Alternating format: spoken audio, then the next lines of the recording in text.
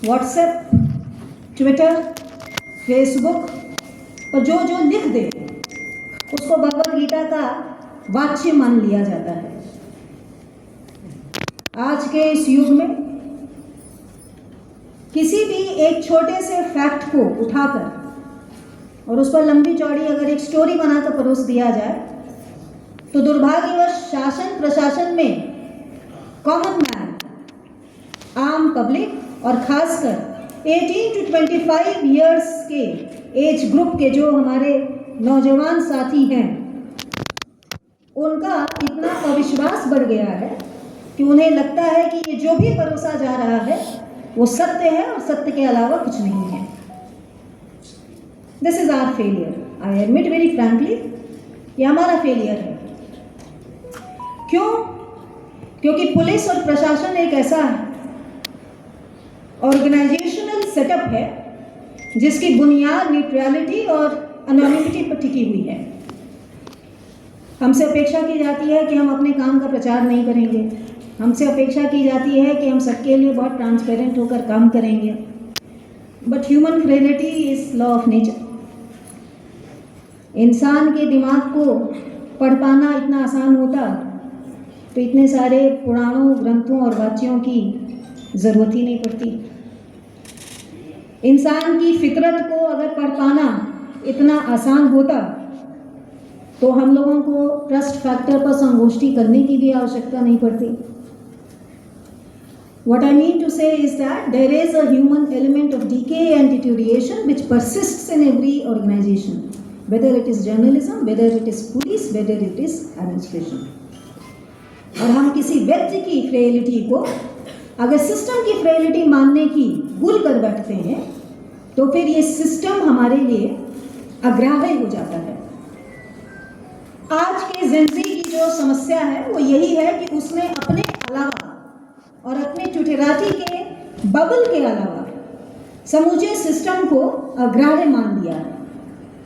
अगर कोई व्हाट्सएप का मैसेज आता है कि साहब ये ब्यूरोक्रेसी, ये सरकार, ये शासन, ये प्रशासन निकम्मा है, करप्ट है, इसमें इतने सारे दुर्गुण हैं, इसने ये जो भी किया है इसके पीछे 50 मिलियन माइल्स की जो है वो कॉन्स्पिरेसी थ्योरी होगी, तो हम मान के चलते हैं कि ये कॉन्स्पिरेसी थ्योरी की बात कर रहा है, ये बहुत अच्छी बात कर रहा है।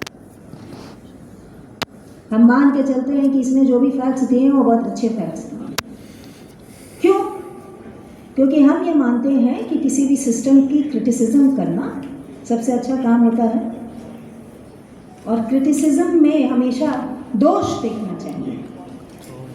बात सही थी, जो स्टैंडिंग प्रिंसिपल है वो बहुत अच्छा है। अगर पत्रकार हमारे सिस्टम का दोष देखता है और हमें एक दिशा दिखाता है कि हमको इस सिस्टम में इस दोष का सुधार करके आगे बढ़ने की ज़रूरत है, तो वो बहुत अच्छा कोऑपरेटिव मॉडल रहता है।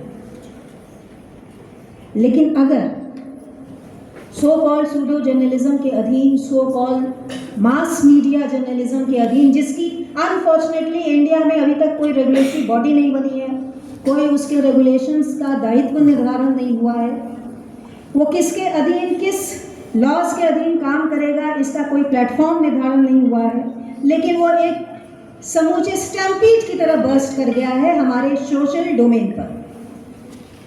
सरकारें हमेशा बहुत लेट सो के उठती हैं, प्रशासन हमेशा बहुत लेट सो के उठता है। इससे हमको क्या सीख मिलती है और इससे हमको आगे कैसे बढ़ना है, ये देखने की आपको ज़रूरत रहेगी। ज़रूरी नहीं कि जो चीज़ बहुत सड़ी गली दिखाई जाए उसकी जड़ उतनी सड़ी गली हो।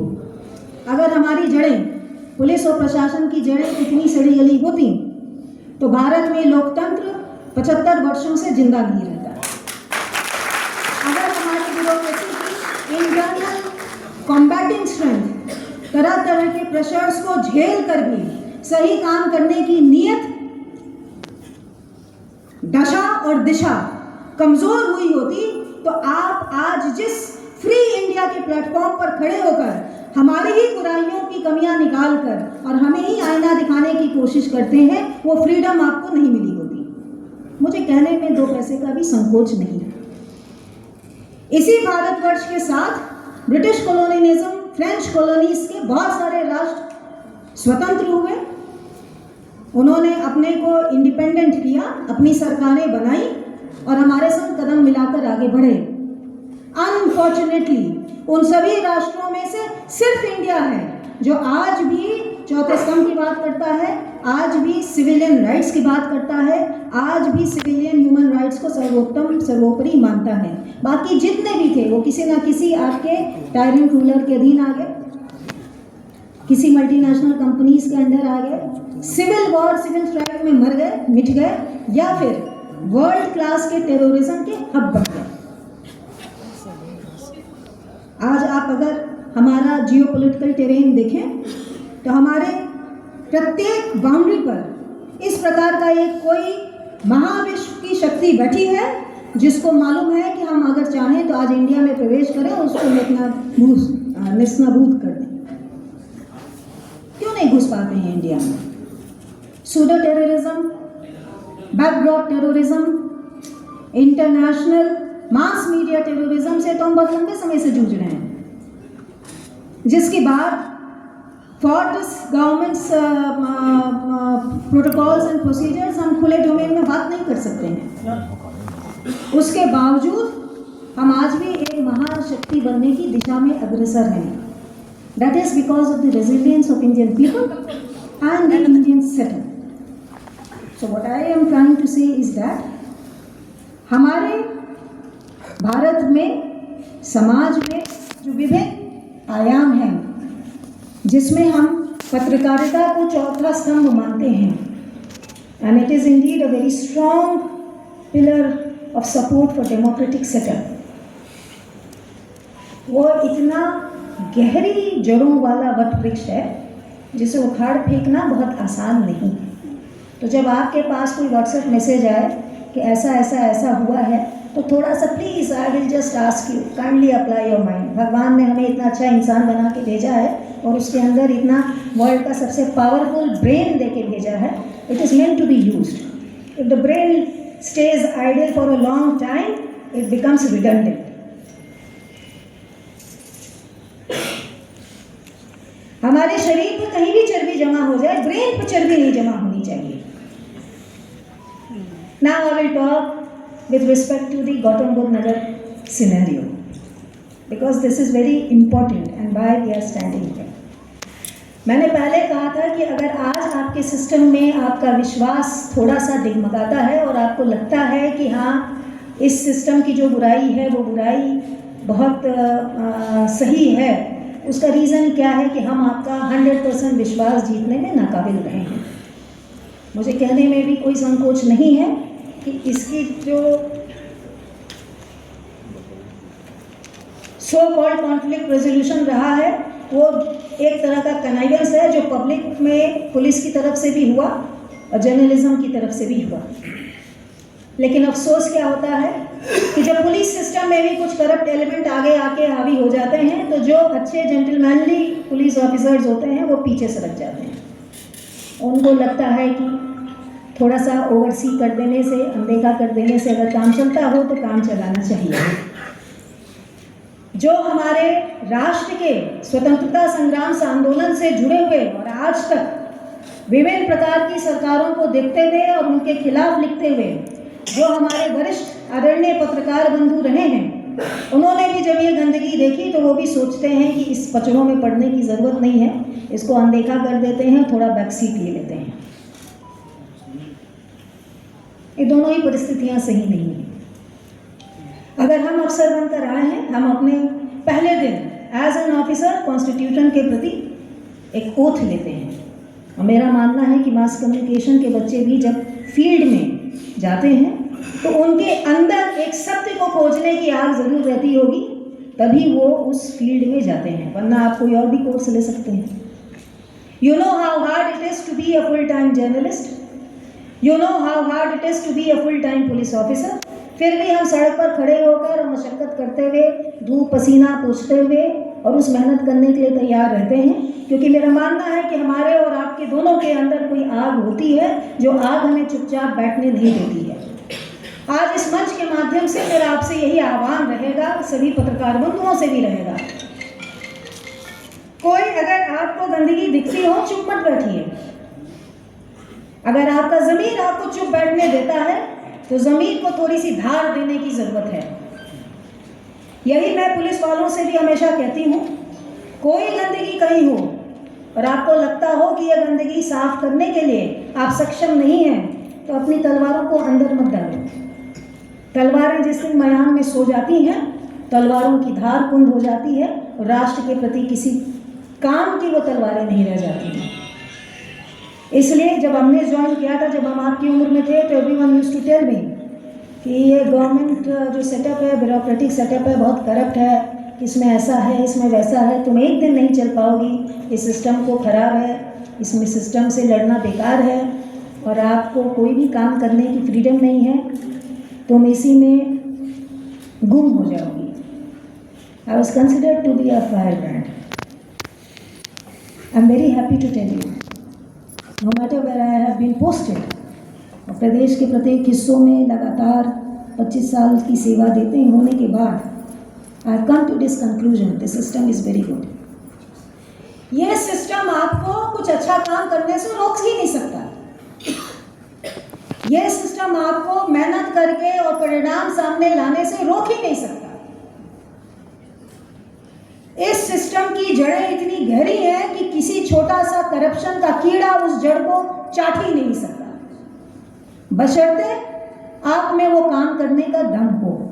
If you have that inner will to survive and fight back, nothing can stop. मैं जहां भी रही वहां पे बहुत सारे रिस्ट्रेंट्स रहे, बहुत सारी चीजें रही, लेकिन मेरा नजरिया बहुत अच्छा है। मैं उतना ही लड़ती हूँ जितना मुझे मालूम है कि समाज के लिए ये ज़रूरी है और समाज की इस गंदगी को साफ करना ज़रूरी है। मैं भीष्म पितामह नहीं कि मैं पूरा महाभारत का भार अपने भार को ले लूँ, फिर मेरा पर्पस डिफीट हो जाएगा। If I get entangled with so many issues, मैं आज चाहूँ कि मैं बाल विवाह रोक दूँ, मैं आज चाहूँ कि औरत के प्रति अत्याचार को रोक दूँ, मैं आज चाहूँ कि सड़क पर हो रही सारी चीज़ों को रोक दूँ, तो ह्यूमन फ्रेलिटी है। Crime is born out of weakness of human mind, social stigma है। क्राइम कोई साइंटिफिक इक्वेशन नहीं है कि हमने एक एसिड में एक बेस मिलाया, भड़ाम एक सॉल्ट बन गया। No, it's not that way. Crime is essentially the fallacy of the failure of human mind. तो अगर मैं ये चाहूँ कि आज मैं ज़ीरो क्राइम ला दूँगी, it's impossible. But what I can do is that whatever comes to my knowledge and whatever I am seeing, I'll fight it out and put it down, और इसको मिनिमम से मिनिमम लाने में जो एक जनता का भरोसा है उसको जीतने के लिए करना आवश्यक है उतना करेंगे। This is the important, trust factor is important. If you have the trust of public with you, no matter how much you face, आप कितनी भी बुरी सी बुरी चीजें झेल लीजिए, ये जनता है जो आपको जिलाए रखती है। ये जनता है जो आपको अच्छा काम करने के लिए सपोर्ट भी देती है। I been very fortunate. जितनी भी हमने लड़ाइयाँ लड़ी हैं, जनता और जन सहयोग की सहायता से लड़ी हैं। जितने भी हमने अच्छे काम किए हैं, जन सहयोग से ही किए हैं। इसलिए मुझे इस सिस्टम से एक पैसे की भी शिकायत नहीं है। हम अपने ईमान के रक्षक हो सकते हैं। हम अपने ज़मीर को सुरक्षित रखकर और उसकी अकाउंटेबिलिटी ले सकते हैं। हम सामने आपके बैठे की ज़मीर की अकाउंटेबिलिटी नहीं ले सकते। मेरा ज़मीर ऐसा होना चाहिए, मेरा काम ऐसा होना चाहिए कि रात में जब सोऊं या अपने माँ बाप भगवान के सामने जाऊं तो मुझे नज़र नीची ना करनी पड़े। अगर आपका गाइडिंग प्रिंसिपल इतना सा है तो आप यकीन मानिए, आपकी फाइट चाहे जितनी भी लॉन्ग हो, you will reach the pinnacle of your profession. Gautam Buddh Nagar के जनपद के पत्रकार बंधुओं ने ये करके दिखाया है। आपने भी बहुत झंझावत झेले हैं, आपने भी बहुत सारे संघर्ष किए हैं। हो सकता है कुछ महीनों कुछ सालों के लिए आप बैकफुट पर गए हों, बट आज आप वाइब्रेंट हैं और लोग समझ रहे हैं। Thank you so much. लोग समझ रहे हैं कि आपने कितना अच्छा काम किया है। आखिर लोगों में आपने एक विश्वास का दीपक जलाया है और उसको आगे बढ़ाया है। आपके आपके किसी क्रिटिसिज्म को किसी विभाग ने, किसी ऑर्गेनाइजेशनल सेटअप ने कभी बुरा नहीं माना है। Criticism is part of your profession, criticism, accepted criticism is part of my profession. मुझे सिर्फ आपसे इतना ही कहना है कि अपने इस सत्य की लड़ाई की लौ को जलाए रखिए। छोटे मोटे लोगों के आगे आ जाने से और आपके ऑर्गेनाइजेशन का फायदा उठाकर अपना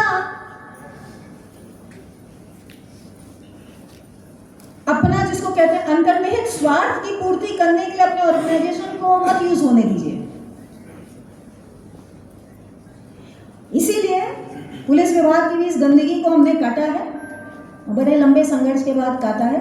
आसान नहीं है। मुझे लगता है कि गौतम बुद्ध की जो पोस्टिंग है वो सबसे खराब पोस्टिंग है। पहले हम सिर्फ अपना काम करते थे और चैन की नींद जाके सो जाते थे। अब अपने काम से ज़्यादा मुझे ये देखना पड़ता है कि मेरे काम में जो वो हो रहा है, गलत बयानी हो रही है, वो कहाँ से हो रही है। मैं एक छोटा सा उदाहरण दूँ, जर्नलिज्म के द्वारा विश्वास क्रिएट करने का उदाहरण। जो घटना हुई नहीं, उस घटना को क्रिएट करके और मास मैसेज भेजा गया और पहले लखनऊ से उसको चलवाया गया। See how and why this setup works. क्यों ये सेटअप काम करता है?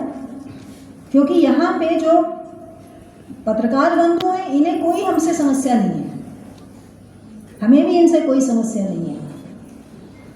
जब लखनऊ वालों ने यहाँ पे पूछा तो इन्होंने कहा साहब ऐसी तो कोई घटना ही नहीं हुई है।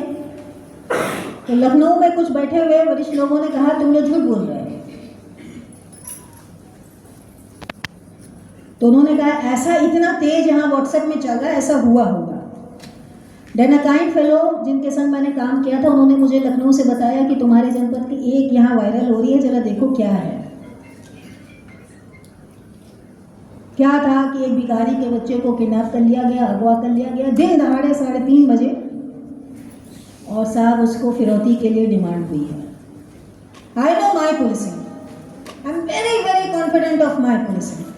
मुझे अपने पुलिसिंग पर इतना विश्वास है कि मेरे जनपद में दिन दहाड़े कोई किसी को उठा के और बोरे में बंद करके जीप में ले जाके किडनैपिंग को रैंसम तो नहीं करेगा, और करेगा तो घंटे भर में मार के रहेगा। तो मैंने कहा तो हो ही नहीं सकता है। It might be some other thing, let me find out, लेकिन ये नहीं हो सकता। पता चला कि साथ तो कुछ हुआ ही नहीं था, इलिसिट लिकर का बिजनेस था, कोई सड़क किनारे बेच रहा था, जिसको पुलिस ने मार के भगाया उसने कहीं अपना दुखड़ा रोया, तो किसी नायाब पत्रकार बंधु, सो कॉल्ड पत्रकार बंधु को ये दिमाग में आइडिया आया कि इसको इस हिसाब से करेंगे तो एडमिनिस्ट्रेशन अनड्यू प्रेशर में आ जाएगा। मैं किसी प्रेशर में नहीं आती। गलत काम हुआ है साहब, गलत घटना घटी है, वेरी गुड, आई एक्सेप्ट, घटना हुई है, हम खोल देंगे, 24 घंटे के अंदर खोलेंगे, let me see how it progresses, और सही खोलेंगे। तो मेरे ऊपर इस तरह का कोई प्रेशर ही नहीं रहता। जब मैं तह में गई तो फिर मैंने अपने थानेदार को बोला कि तुम्हारे यहाँ रात में शराब बिक कैसे रही थी। मैंने उसका सुधार कर दिया। तो आई वॉज ग्रेटफुल कि लखनऊ से किसी ने मुझे बोला, तो मुझे ये समझ में आया कि इलिसिट बिजनेस की वजह से ये हुआ, किडनैपिंग को रैंसम नहीं था। बट देन मेरा क्वेश्चन ये था कि अगर आपका इंटरेस्ट उससे जुड़ा है तो फिर आपने घटना को मरोड़ा क्यों, और जो घटना हुई नहीं वो क्रिएट क्यों किया? This is what I am trying to call for कि today's dominating social media so called journalism, anybody जिसने कभी मास कम्युनिकेशन का, जर्नलिज्म का कोर्स भी नहीं किया होगा, जिसको व्यवहारिक पत्रकारिता का 1 महीने का भी अनुभव नहीं हुआ होगा, वो कोई एक अपना हैंडल खोल लेगा और न्यूज़ परोसने लगेगा। ये शॉर्टकट बहुत दूर चलते नहीं है।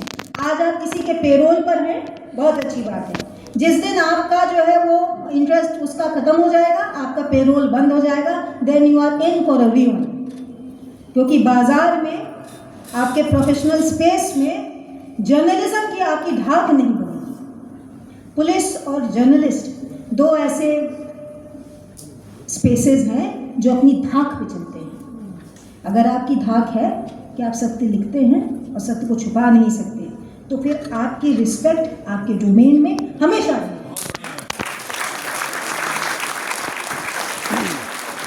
मेरा सिर्फ आपसे इतना ही है कि ये जो विश्वास पैदा करने की कवायद है, ये दोनों तरफ से होनी चाहिए। और हमारे दोनों तरफ से एक ही गलती हुई कि जब गंदगी परोसी जा रही थी, हम दोनों ने आंख मूंद लिया। आंख मत मूंदिए। पत्रकार भारतीय समाज के संजय हैं। आप वो भविष्य का रास्ता दिखाएंगे, दूर तक की परख रखेंगे और वो समाज को दिशा देंगे जो उन्हें आने वाले 10 साल 5 साल तक आगे ले जाएगी। आज की जनरेशन की मेमोरी 15 मिनट की मेमोरी है। आपको उस 15 मिनट में आपके ऊपर रिस्पॉन्सिबिलिटी इतनी हैवी है कि उस 15 मिनट में आपको समाज को दिशा देने वाली पत्रकारिता का परिचय उस 15 मिनट में दे देना है, so that it becomes N everlasting memory. छोटी मेमोरी देने से कोई फायदा नहीं, छोटा शॉर्टकट अपनाने से भी कोई फायदा नहीं। पुलिस तो जैसी है वैसे काम करती रहेगी, थोड़ी सी टेक्निकली और स्ट्रांग हो जाएगी और अच्छा काम हो जाएगा। कभी पुलिस से गलत काम भी होगा। ये तो मैंने जैसे कहा, ये तो पानी का गागर है, कभी ना कभी इधर छलकेगा कभी उधर छलकेगा, बट आप शाश्वत हैं। You are here to stay.